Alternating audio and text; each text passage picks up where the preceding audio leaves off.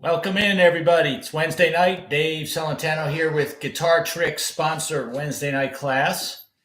Tonight we're on week 6 of our picking techniques, and we're going to do another week of string skipping. So before we get started, let me just check out the comments here. Oh, Roland's here already. Wow, a lot of folks checking in early. And David, all right, cool. And Peter, hello, hello. All right, cool. Good you have a guitar in your hand, David? No worries, though. You can always see them. You can always, if you miss the lessons, you can always watch them on Guitar Tricks YouTube channel, all the past episodes. So come on in, everybody. Pile in. Welcome. Cool. Samuel Adams. All right. Like the name. And Jim, Richard. Cool, cool. Russ. Right on.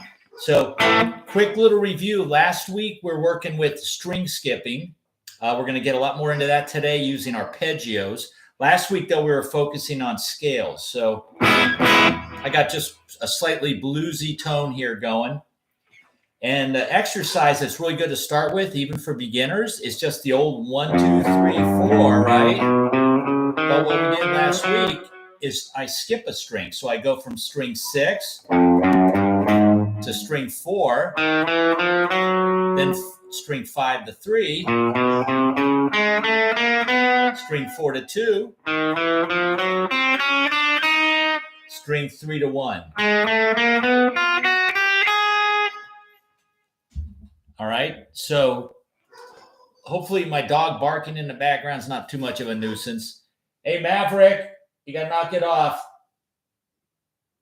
All right, so that was our, I guess he listens real well. All right, that was our exercise we did last week, the first one. It's probably the easiest one last week. So if we walk through that slowly, just set your metronome to either quarter notes going 1, 2, 3, 4, 1, 2, 3, 4, or I have it written as eighth notes in the exercise, which would be like 1 and 2 and 3 and 4 and.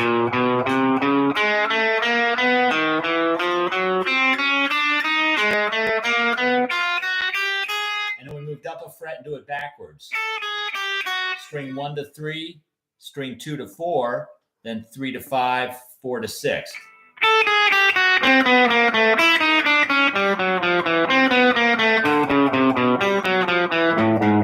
So it's not about speed, everybody. It's about getting the notes right and getting to the next string accurately without hitting the wrong string. So it's hard enough to hit the right string when it's right next door, but sometimes in songs we'll need to skip over, like go from string 6 even to 1. So we got to know how far that pick, that hand jump is when we move our pick. So starting with a 1-string skip is what we've been doing, and that's what we're pretty much going to be focusing on today too. Just going from an odd string to another odd string, like 5 to 3 or 3 to 1, or even strings like 6 to 4 or 4 to 2. Okay, so just I'll run through that example. This is a good one to warm up with. Doesn't take too much thought, just kind of focusing on it. So if we go 1 and 2 and 3 and 4 and. And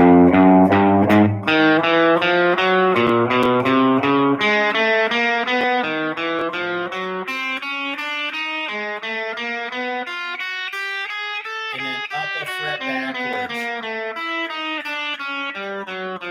And of course, alternate pick.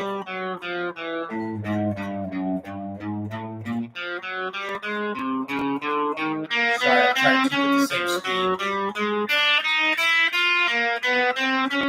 Last one.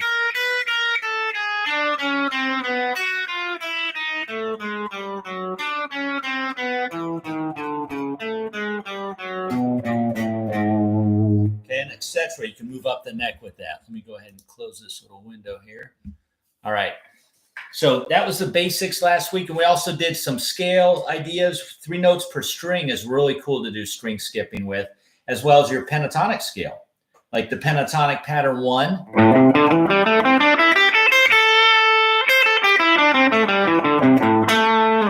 String skipping we did last week was going from 6 to 4, and I was doing a hammer on. So I was picking 6th string, hammering on the 2nd note on that same string, then skipping over to string 4, doing the same thing. Pick the lower note, the index finger note, and then hammer on your third finger to the next note in the scale.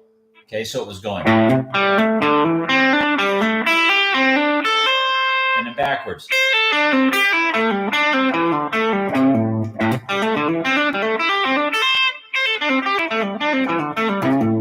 Okay, that's pentatonics doing string skipping, or you could pick every note.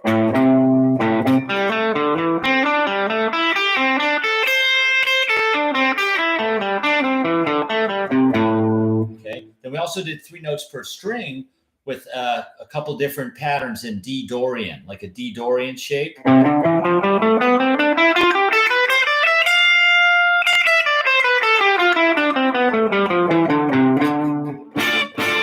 3 notes per string, and we were skipping. So we're going 6 to 4,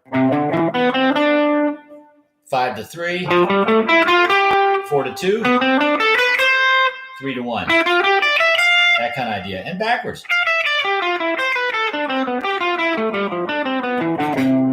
Okay, just working out ideas with that.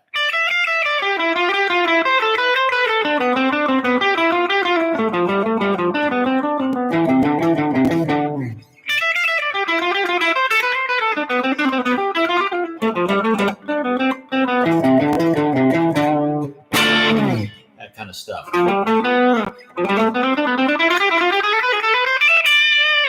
Okay, so anyway, that's what we did last week. We're going to move on today, though. We got some arpeggio work, which is really, arpeggios work out real nicely to do with string skipping too. And they're very melodic sounding. You can use them in rock. You can use them, a lot of classical music has them. You can really use them in any style you like. So just be tasteful with it. It's nice to know several things when you play solos to pull out of your tool belt. Like if all you know is your pentatonic scale, that's fine, but it's very limited. If you know your blues scale, you can add in a blues note. If you know some of the modes, you can always dip into some of that stuff when you're soloing. If you know your scales, the 5 positions that everybody learns, that's great.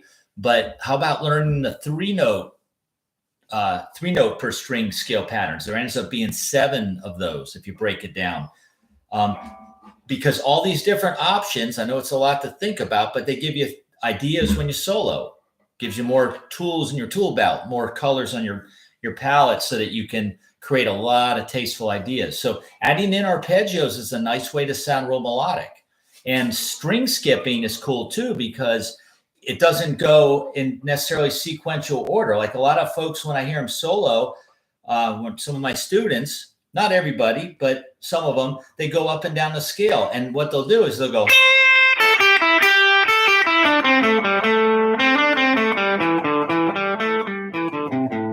which sounds okay, but what they're doing is not, they're just going from one note to the very next note in the scale to the next note in the scale. Maybe I'll go back down, and they go the same thing in reverse.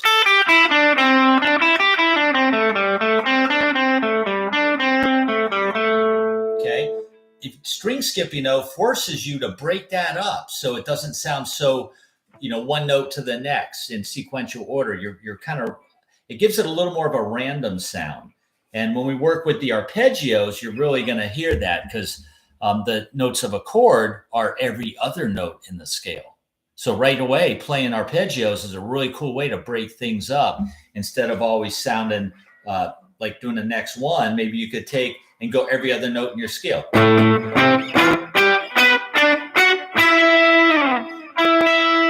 on. Yeah, like a little, if you do it with octaves, Wes Montgomery.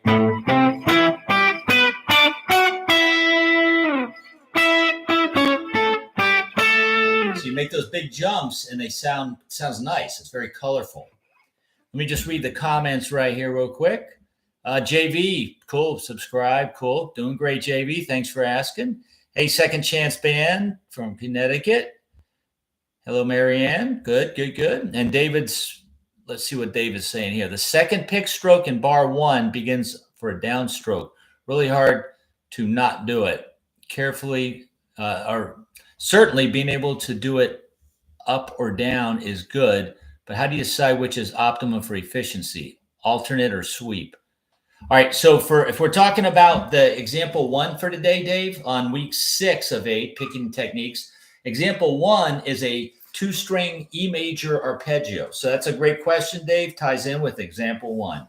So let's go ahead and check the shape out first. Don't worry about the picking yet. The notes are these. Don't even worry about the hammer-ons and the pull-offs yet. Just there's 4 notes. There's going to be 2 notes on the G string and 2 notes on the high E string. So we've got a 13 and 16 on the 3rd string, the G string. And then we got a 12 and 16 on the 1st string, the high E. So it makes like a little.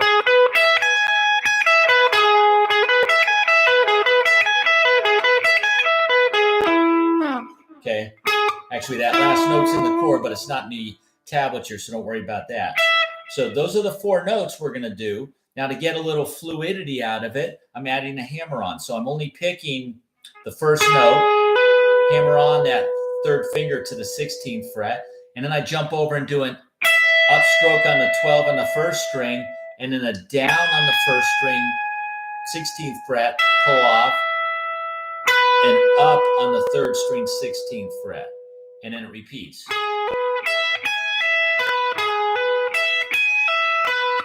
Now, if you look at my rhythm, I'll hold the sheet up for everyone here. Let me get that cleared out. Okay, look at the timing for the notes. They're triplets. It's 3 notes per beat. So, David, my logic for doing the downstrokes, look what beat the downstrokes are on. Okay, the downstrokes are always on actually the downbeat. The upstrokes and the hammer-ons and the pull-offs, they always occur on the other 2 notes of the triplet that are not on the downbeat. When you're playing a triplet, the only note that's actually on the beat is the 1st note of every 3 in the triplet. So when you're doing a 1, 2, 3, 1, 2, 3, 1, 2, 3, down, down, 1 E and 2 E and 3 E and 4 E and 1. Okay, so those downbeats are the downstrokes. To me, that makes it a little easier to accent.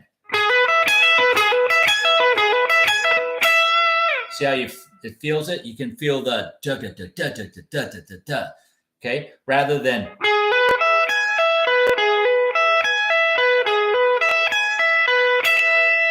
Okay, I know I only have the lick written twice. It actually sounds kind of neat to do it 3 times and then end on that high E, 12th fret. But if we do it twice,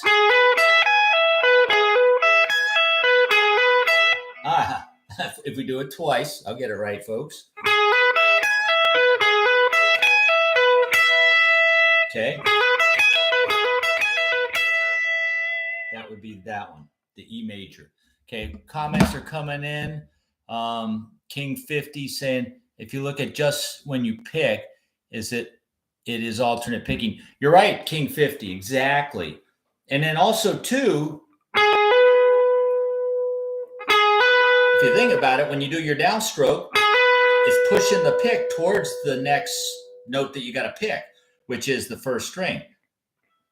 And I grab that as an up, and then that way my next note is on beat 2. With the pinky, I do a down, pull off, and then a up over here. Now on this end, we're doing inside picking. I talked about inside and outside picking, I believe, on the 1st and 2nd week of this 8-week course.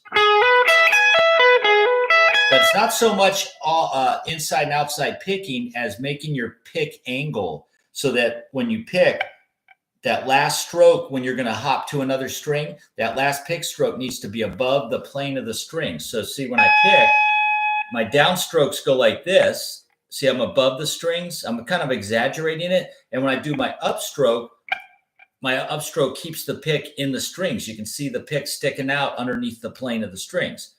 So my downstrokes, it's above the plane of the strings. Upstrokes, it gets stuck in the middle. So usually when I'm picking every note, I got to calculate it to work out so that when I get ready to go to the next string, I end on a downstroke on the string I'm on, and then the next string always starts with an up. Okay, that's one of the big tricks and secrets with picking fast. Or even if you don't want to pick fast, you just want to pick and have it be easy, get your pick to do that, and after you get used to it, the muscle memory sits in, it actually becomes very easy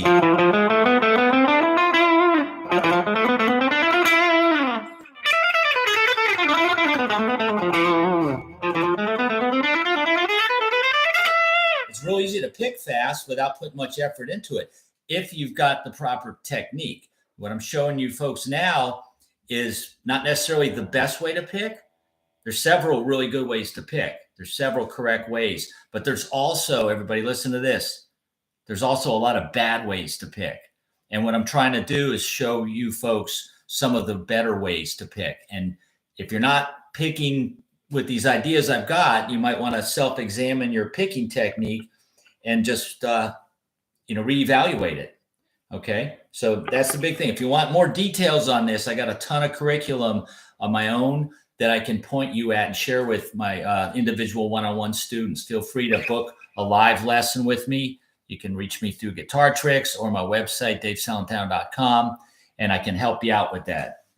See, once I see how you're picking, I can really evaluate what's going on. I can't really do that here on YouTube or in an email or a text because I can't see and hear the person I'm corresponding with. So a live one-on-one lesson over the internet, I could see and hear everything and really make a quick evaluation on it.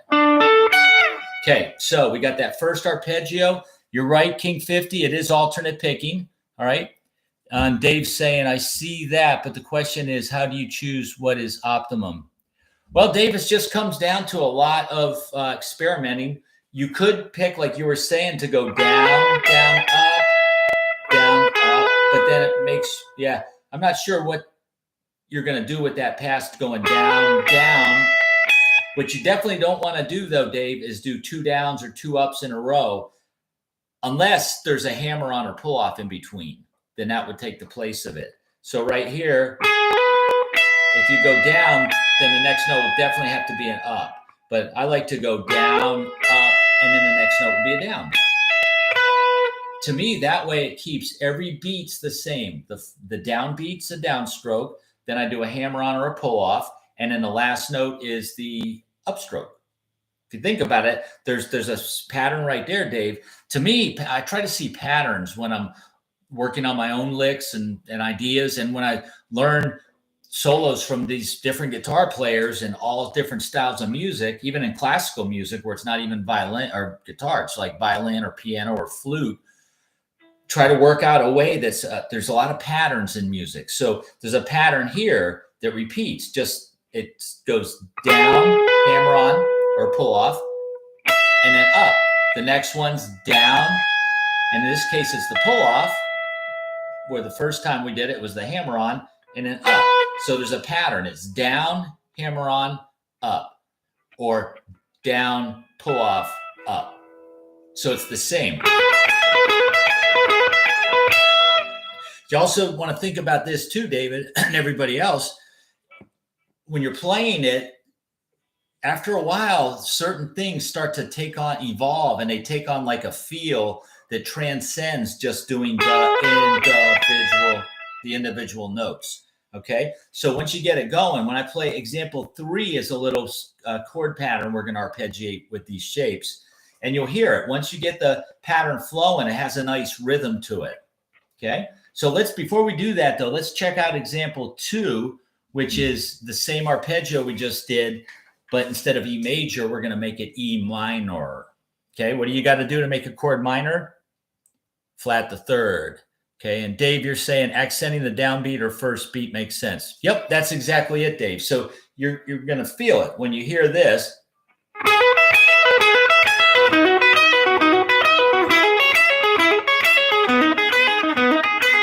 You hear it, it has a real strong, I'm trying to accent in the downbeats.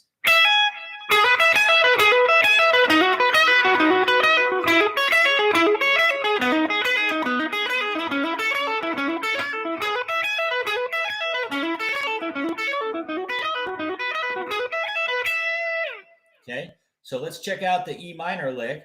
It goes 12 hammer to 16. This time we're going to use the pinky on the 3rd string, and then jump to the 1st string, goes fret 12 to 15 with your 3rd finger. Then we do a pull off, back to 16 on the 3rd. So each little arpeggio lick we're doing today here is 6 notes in example 1 and example 2, and then we just repeat it 1 or 2 more times and then end on the root. Now it's important too, folks, 2 things. One of them is when you're doing the arpeggios, you got to know where the root is, because the root note tells you what chord you're playing. And usually, if the band's playing an E major chord, your arpeggio would most likely be E major. Okay? So that's why you want to know what the where the root is, because that way you can shift it. And when we do example 3, we're going to do the shapes we just learned, the major and minor, and we're just going to shift them to correspond with the next chord in the chord progression. So the minor one sounds and looks like this.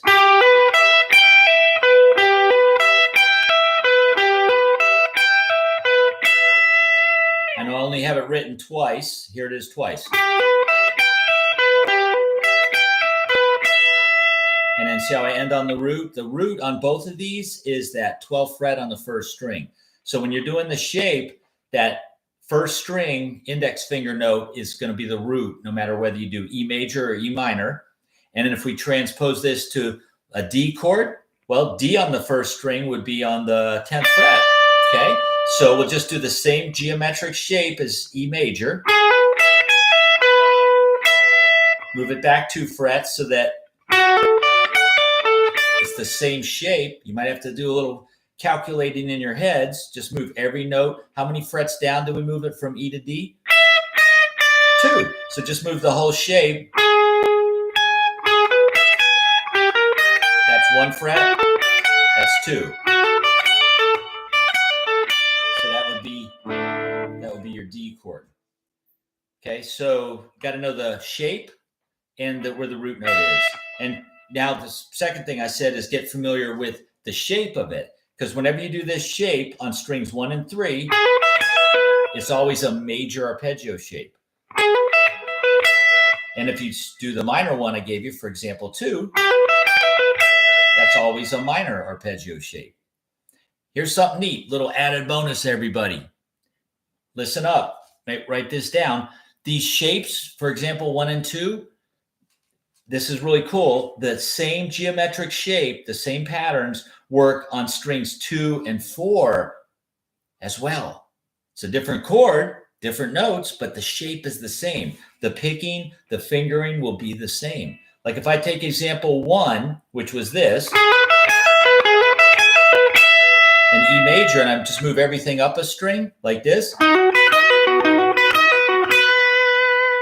Somebody help me out and tell me what this chord is. If I move the E major up a string, now my root was on the first string 12th fret. Now it's on the second string 12th fret. Can anyone tell me what chord this would be if I'm on the second and 4th string? Okay, and then the minor one will be the same shape as E minor, just up a string. Roland. Awesome, buddy. Thanks. It's a B, everybody. So now we're doing, you know, that B minor sounds. Here's B major. B minor. Now go a little exercise. Just try to go back and forth between the two. Like maybe do the E major one 4 times and then try to go right to the E minor 4 times and back and forth without stopping, like this. Switch.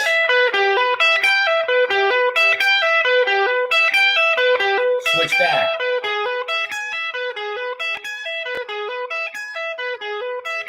Switch.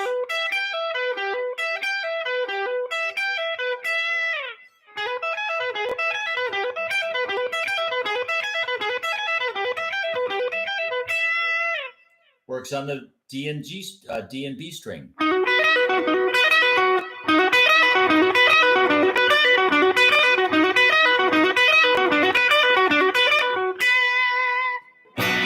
Okay, something little extra bonus for you.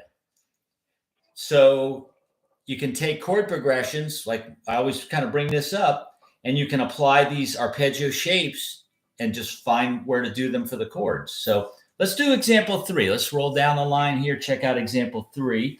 Okay, this one's doing very common chord change. I use this a lot because it's in rock, it's in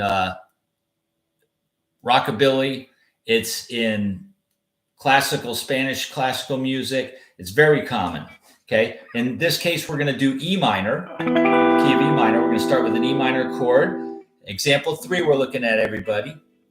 D is the second bar, D major, C major is the next, and then we go to B major for 2 beats, and then B7 for 2 beats, and then back to E minor. You can play those as bar chords, or you can play them as open chords. D major,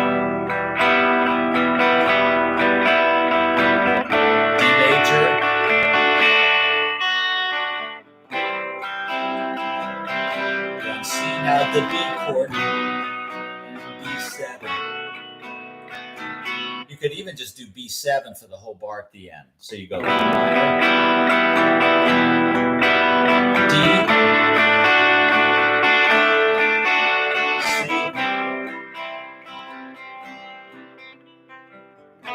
B7, and then do it again, and then end on E minor. So the first chord's E minor. We're going to do the example number 2, the E minor shape. And that's what you see for the first bar of example 3. It's 2 times of playing the lick. Okay.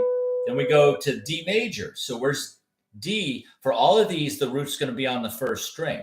So where's D on the first string? It's the 10th fret. And the D is major, not minor.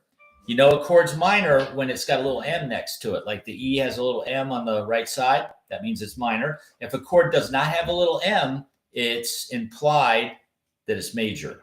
So this will be D major. So I just move down, find the D on the 10th fret first string, and play the major arpeggio shape so that that third note is on the D. Okay, next chord we want is a C. Okay, where's C on the first string? Tick tock, tick tock. Someone tell me.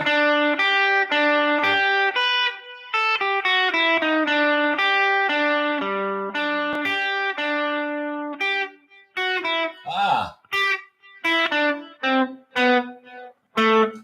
All right, time's running. So I know a lot of people are watching, but no one's piping in with the answer. The C note's on the first string, 8th fret. So I'll move the arpeggio shape down to that and start there. Okay, we'll do 2 of that. So far you got E minor, D major, C major, and then the last one we're going to do is B major. Well, if C's on the first string, 8th fret, B would be on the 7th fret, first string, 7th fret. Okay, and the tablatures clearly show the fingering and the frets. So this is going 8 to 11, then 7 to 11 on the first string. Check this out. If you look at the second half of the B major bar, I do the first 6 notes 1 time, not repeating. And in the second part, I'm going to go up and play this shape, which is part of a B7 arpeggio. It's kind of neat. It's a shape we haven't done yet, but it's nice and symmetrical. It's fret 11 and 14 on the 3rd and 1st string.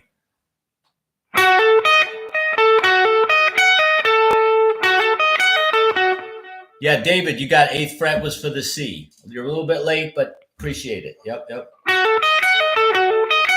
And this little shape I'm doing for the B7 could also be a diminished arpeggio. And since diminished chords are built on minor third intervals, any one of the notes could be the root. So on this, we're calling this a B7. I don't want to go through the theory because I'm going to put everybody to sleep. But if one of my students asks me that in a private lesson, I'll fully explain it. But part of a dominant 7th chord is there's a diminished triad built into that. It's the 3rd, 5th, and flat 7 of the dominant 7th chord is actually a diminished triad. Don't worry if you don't understand it. just learn the licks because it sounds cool. Okay. So with the last bar of example 3 is going B major one time, and then jump up, do the B7 one time. Same picking, same idea. You're using your first and third finger on 11 to 14, and then first and pinky on 11 and 14 on the first string. Okay. And then we're going to try to repeat that. We're going to go E minor, D major, C major, then B major, beat 7, repeat.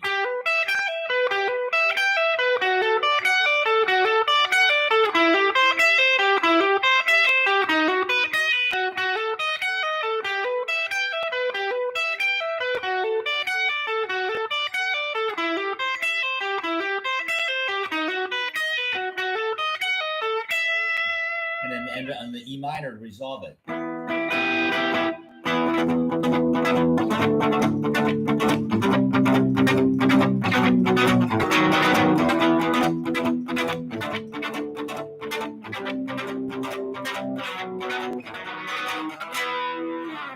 Okay, that's the chord sped up. Here it is 2 times without stopping.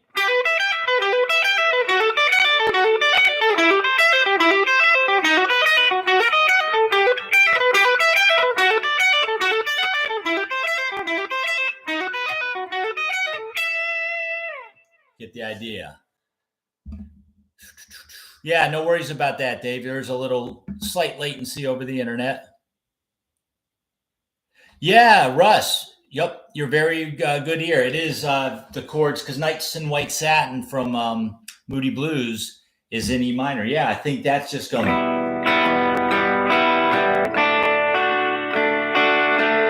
think they do E minor to D several times, right? And then they go to C and the B.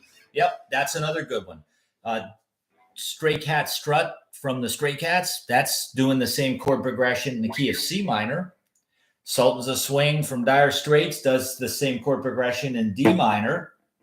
Okay, a lot of surf guitar songs like Pipeline, Walk Don't Run, they do that chord progression in A minor, A, G, F, and E. It goes on. A lot of songs, a lot of metal songs do that too. Nights in White Satin has that in there.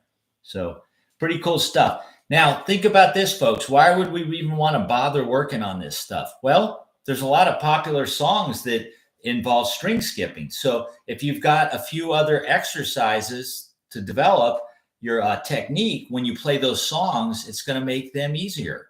Rather than just working on the song, try to have a little something extra to work on too. Maybe like 5 or 10 minutes on the song, then take a break, work on 5 or 10 minutes of a string skipping exercise that will help develop that technique. So when you go back to the song, you'll have something to take back to it. What are some good songs? Well, we played a few last week. The Immigrant Song from Led Zeppelin, the intro riff. You know.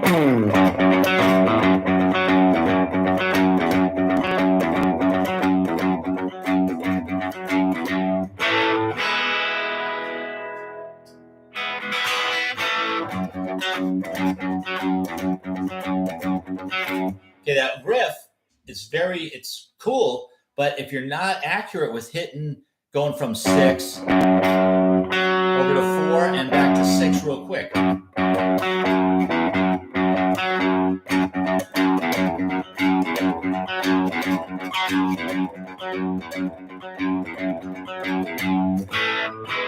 Okay, that string skipping exercises I'm giving you will help you with that.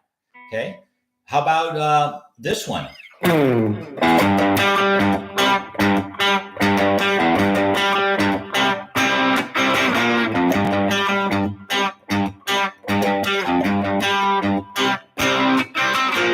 My Sharona from the Knack, same idea.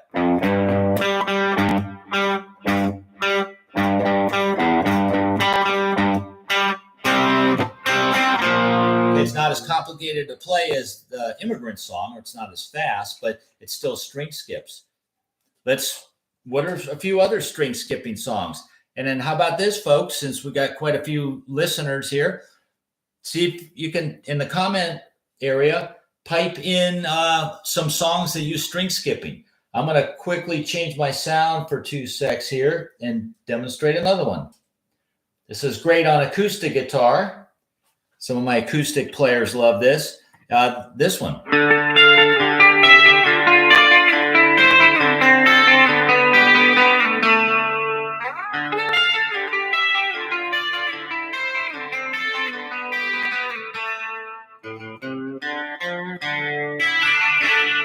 Okay, Bon Jovi. Yep.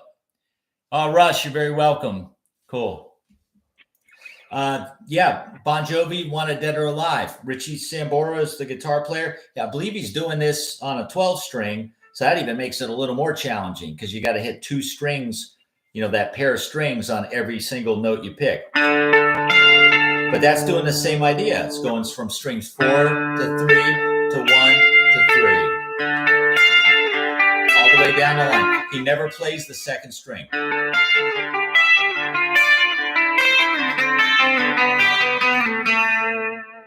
So working on some of my examples will help you to get your chops up for that. When we look at example 4 is a nice little kind of a classical sounding exercise I'm going to show you in a sec that picks the exact same strings as Richie Sambora picks in Wanted Dead or Alive, and I'm using the same picking.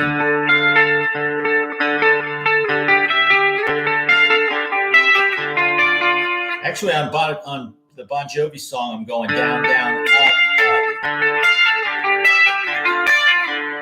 You could do that, or you could go down, up, down, up, down, up, down, up.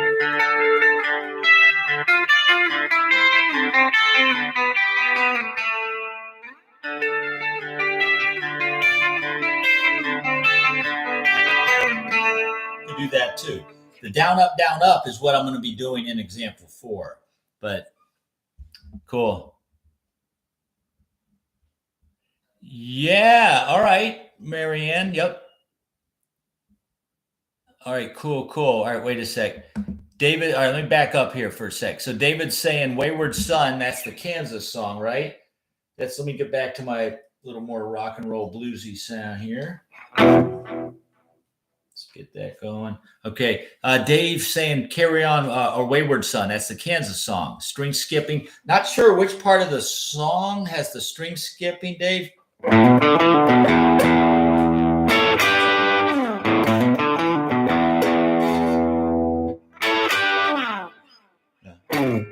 What's the riff?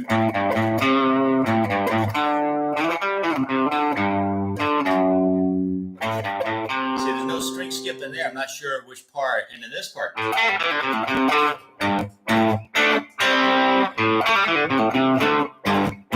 There's no string skip in there either.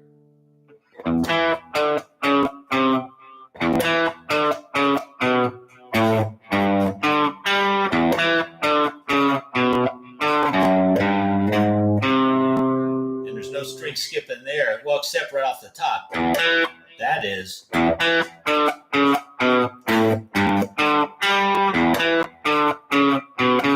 Oops.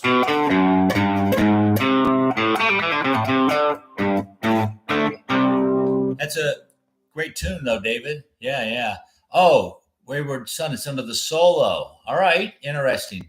I haven't spent much time on the rhythm under the solo, so I'll have to get familiar with that, Dave. Good one, though. Good tip. Okay.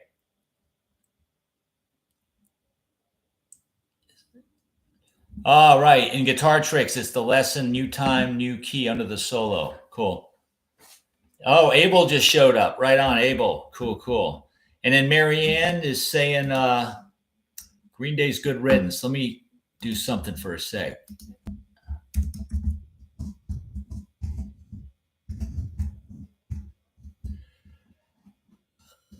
Kansas in there. All right. Oh my goodness. This Kansas song is a 5-pick or 5-star song. It means it's top of the ranking in the hard ability. Very challenging. But I just put a link. If anyone's Guitar Tricks members, you can click that link I just put. It'll take you to Carry On Wayward Son's lesson. and you can go into the specific lesson for the rhythm under the solo that Dave's talking about and check out that. Cool. And then Fernando, I believe it's how you say it. Mano, cool. You says, hi, I am all new. Also new.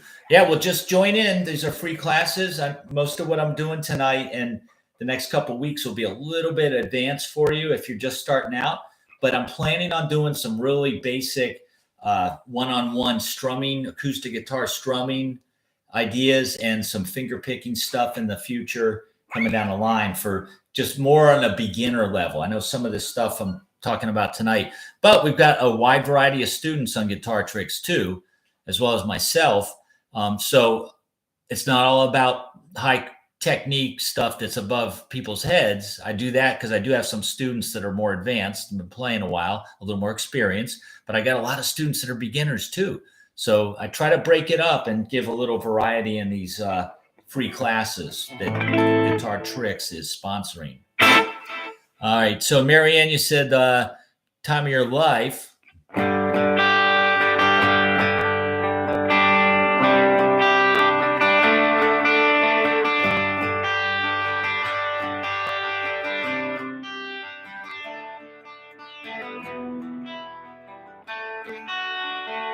Yeah, Marianne, cool. There's a little bit in there, kind of Billy Joe's just skipping around on the strings. Unfortunately, that song's not on Guitar Tricks, but it is a great one. Very cool, Marianne. Thanks for that tip there. And then David's saying about the 5 stars on Carry On Wayward Son. The instructor is Andy. Does a great job of that. What's Dave saying? Andy's 5 stars and not equivalent to your 5 stars, Dave. Your 5 stars peg the needle. Thanks. Appreciate it, Dave. All right, Susie Q. All right. Yeah, I know that CCR, but I can't remember the riff off the top of my head, so I'm not going to embarrass myself, Richard, and try to play it. But yeah, you got that. You got the idea. Got the idea there. One more song real quick. That's string skipping, and this is a very popular one. I think it's the one everybody will be mostly familiar with.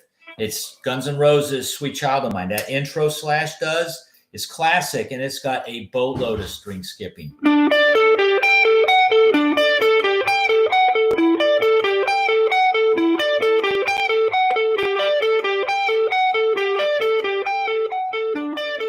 All kinds of string skipping here.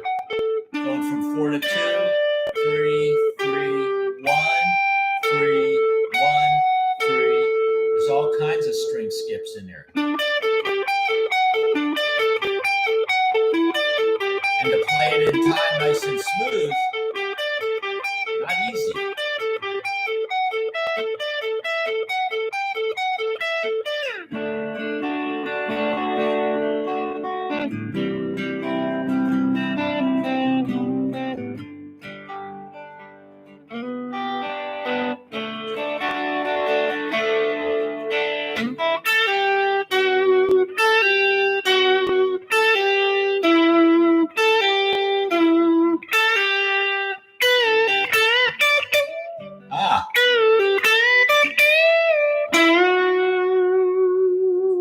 Something like that. All right. Anyway, the solo is not string skipping, but that intro is. So that might be another cool one to possibly explore later on. All right. So back to the ranch, everybody. Let's knock these out. I got 2 more examples for you. Yes, I agree. Second Chance Band for sure. Slash is a master of cool guitar riffs. Yeah, it's kind of like certain guitar, Tony Iommi and Black Sabbath. He's like the riff man. And Ed Van Halen, he just comes up with awesome sounding riffs on guitar. Pretty cool. Pretty cool. All right, so let's check out example 4. This is doing a little bit of a different type of string skipping. I did mention to you that it's the same string picking as the Bon Jovi song, Wanted Dead or Alive, but this is doing some different chords. This is doing the chords to Pachelbel's Canon. If most of us have been to a wedding, either our own or been invited to one. Almost always during the wedding proceedings, you might hear the organ player or maybe piped over the PA system. They'll be playing Pachelbel's canon. It's a nice simple chord change that has 8 bars. It's a D to A to B minor, F sharp minor, G major, D major, back to G, and then A, and it repeats. And I've really fallen in love with that chord progression because it's popular and you can do a lot of stuff on it. And then you hear the violins will do this over the chords, really kind of basic.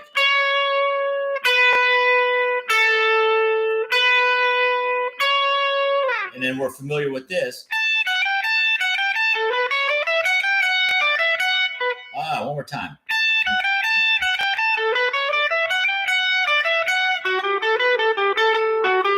There we go. One more time, Dave.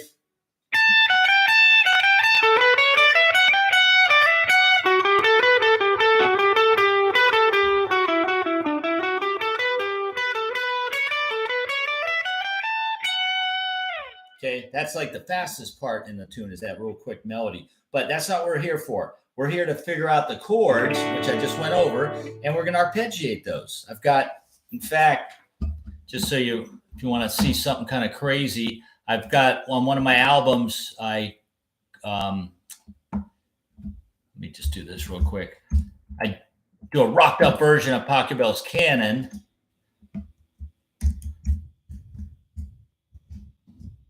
I'm going to share it with everybody here. Let me just fish it out here real quick. Actually, I have on my YouTube channel, I don't do lessons on my YouTube channel, but I do a lot of performance videos of doing things. This one is me playing to the backing tracks for my song Pachelbel's Canon. I'm going to paste it here in your comments. There you go. So I do a lot of arpeggio work. I do a little solo over it. I work in that fast melody.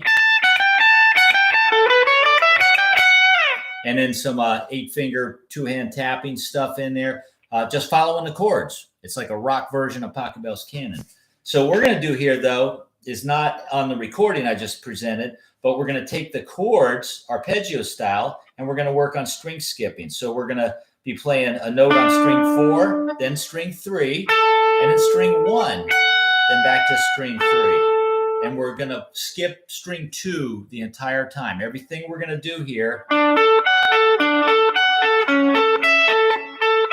is just on strings 4, 3, and 1, not 2. Okay, so here's the idea slowly.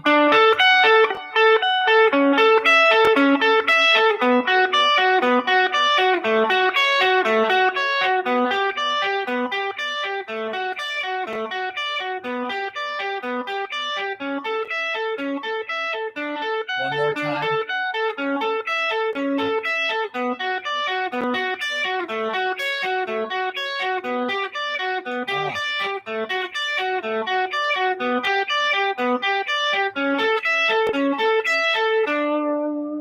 Okay, so the idea is just to work with each one, and I have it written down to play each one twice. But just for the exercise, you might want to do each one 4 times, or just till you feel comfortable with it.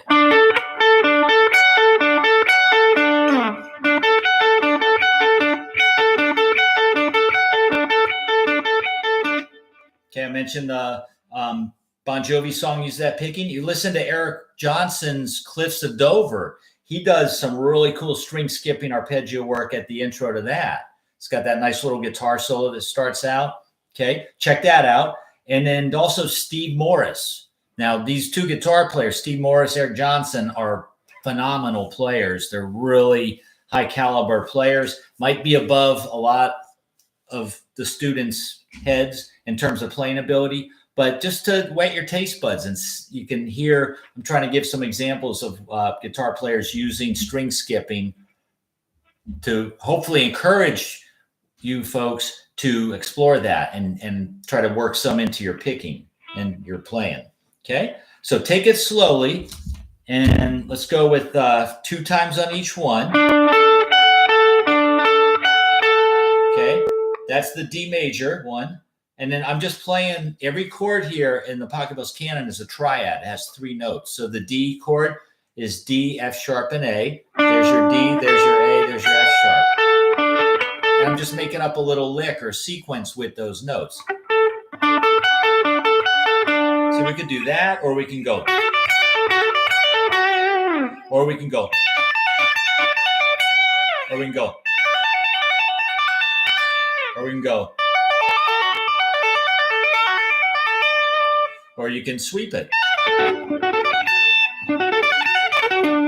We worked on the sweep stuff a few weeks back. So the more ways you know how to play chord arpeggios, the better. It's kind of like your scales. You know, when you play your scales, you want to know licks out of those, different ideas. So you're not just playing the same licks all the time or the same, running up and down the same set of notes in your scale. Okay, give it some variety, a little spice. Okay, so the D chord twice. Okay, and the picking is definitely going to go down, up, down, up. Which is challenging. Some folks might want to go down, down, down, up.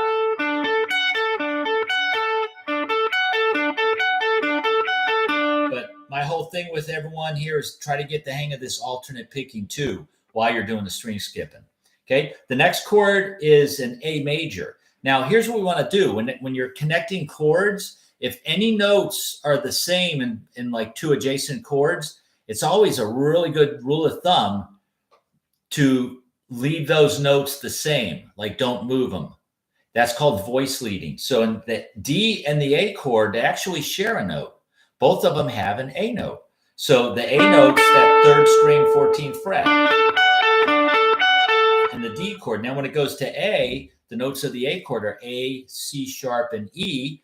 Well, I lower the D down to the C sharp, play the A with the pinky, and I grab the E with the 12th fret, 1st string, middle finger.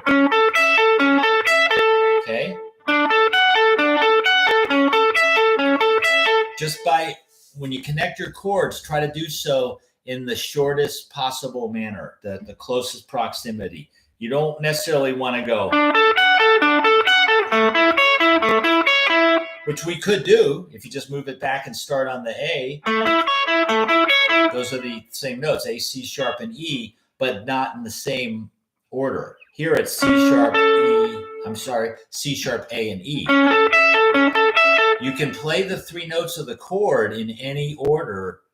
It'll still be the same chord because no other chord has those 3 notes in it. At least no other triad has those 3 notes, A, C sharp, and E. If you mix them up and go C sharp, E, A, or E, A, C sharp, E, C sharp, A, it's still an A major chord. It's just a different inversion. Okay.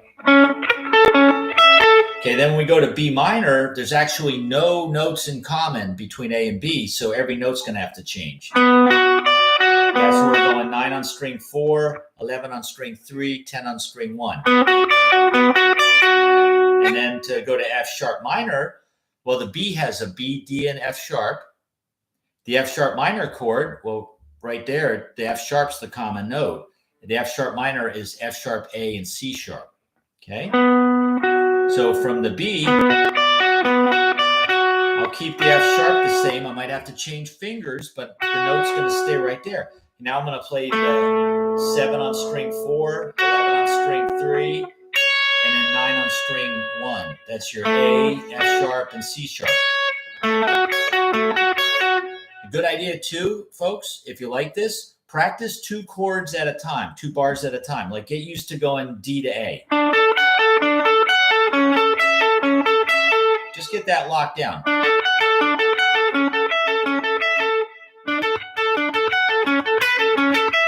Okay. Then for the B minor, practice B minor to F sharp minor.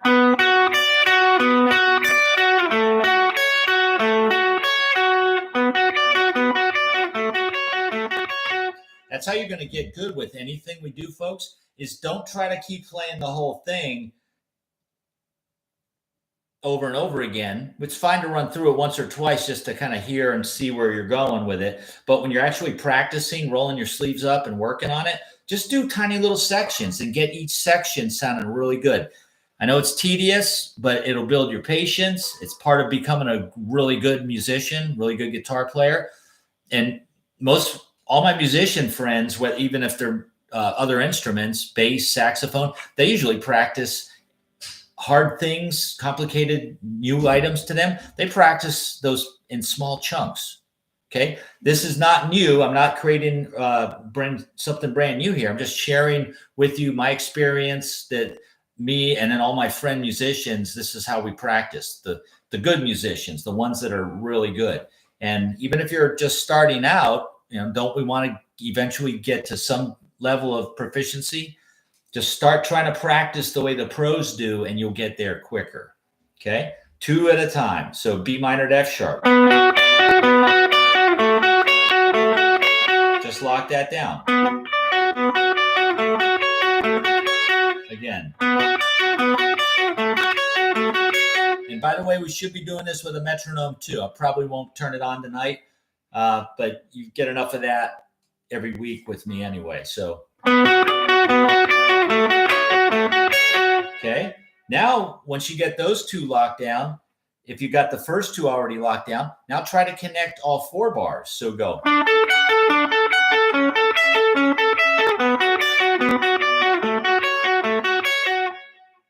And then if that sounded good, great. If not, work on it. Do it slow to play it perfectly. Oops. One more time.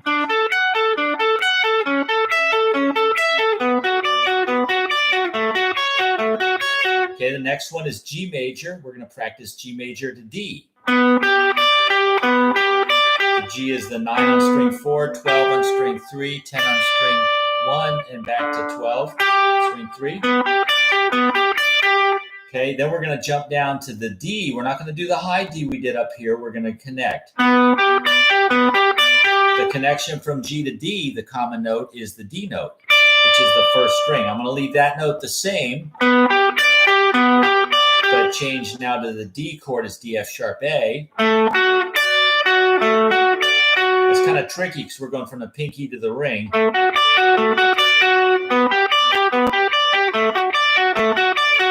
and then the last 2 chords are back to the G, which we just did. And to move that G up a whole step, you got A. So the G to the A is pretty easy. We don't have to even change the shape. We just move it 2 frets to the right. Okay, so you all together, you got this.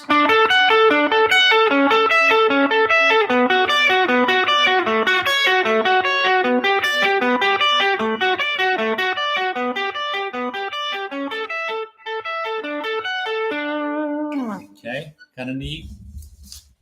One last thing, folks. Page 2 is another classical piece. This is actually, I didn't write this. This is from Bach, J.S. Bach.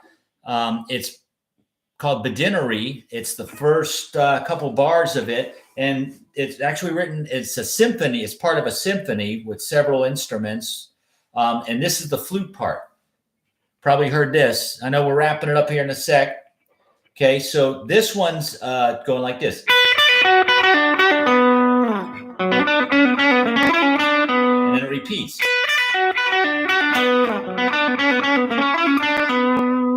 Okay, the song actually goes on a little bit longer than that, but that first part is a great string skipping. It's the minor arpeggio shape we learned up here on E minor, but we're playing B minor.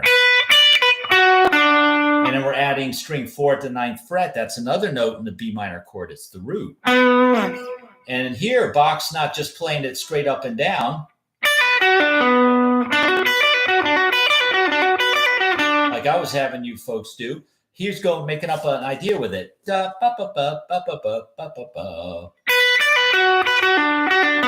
kind of going down in 3s. 1, 2, 3, 1, 2, 3, 1, 2, 3. See, that's taking your scale. Remember, if we've done our pentatonic scale in 3s.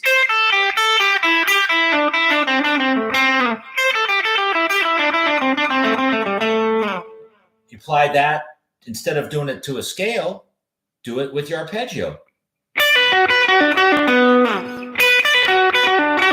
And then Bach also, to give it a nice refreshing twist, instead of playing it all together, he breaks it up with a different rhythm, syncopated rhythm.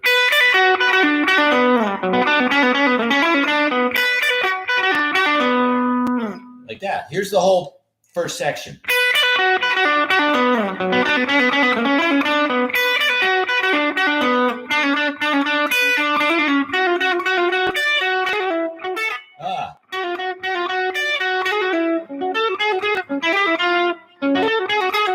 There we go.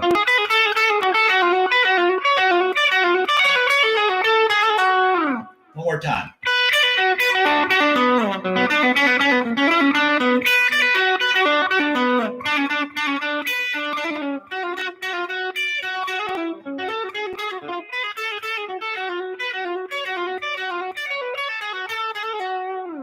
Kind of tricky at the end.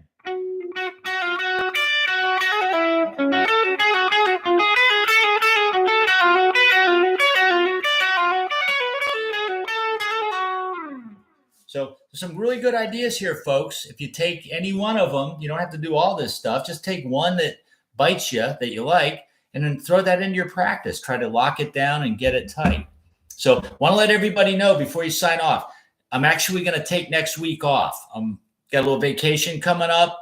We're going to skip next week, and we're going to resume in 2 weeks from tonight on May 10th at normal time. And we're going to be finishing up. We got 2 more weeks to do in our picking technique series. We're going to be doing on the 10th of May. We're going to be doing week 7 of 8. And then the following week, we're going to wrap up with the 8th week of 8. And we're going to be working specifically with hybrid picking. Hybrid pickings, when you do your pick and your fingers.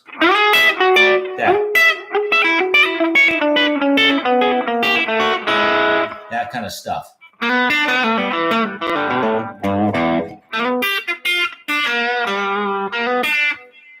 You get that kind of country vibe in there. It's going to be nice. I'm going to kind of probably dial up a little more cleaner tone for that, but there's some really neat stuff in there. So appreciate it, everybody, everyone showing up here. And I will see everyone in 2 weeks, and we'll be on week 7. Might spend a few minutes going over some of the string skipping stuff, but we're going to get into week 7 of the hybrid picking. Appreciate it, everyone. Donna, thanks for showing up.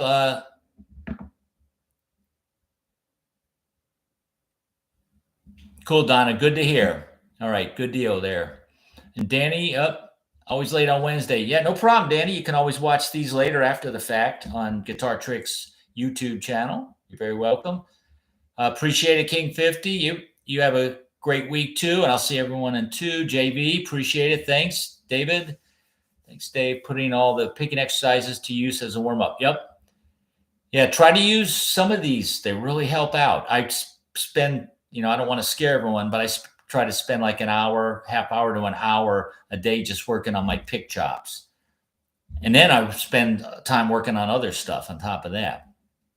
Appreciate it, Russ and Brandon. Cool. And Second Chance Band with Marianne. Yep. Cool. Appreciate it. Thanks, Marianne. Peter. Yep. Cool. Yep. Just work on them, though. Everything. I'm always up for a challenge. If we're not up for challenges, folks, you're not going to get better on guitar. You got to work on things we're not good at. That's how we're going to get better. And just try to fall in love with practicing. Even though it's the same thing, you might be practicing for a while. Know that each time you do, you're getting better at it. All right, everyone be good, stay safe, and keep practicing. Keep those fingers flying. I'll see you in 2 weeks. Okay, bye.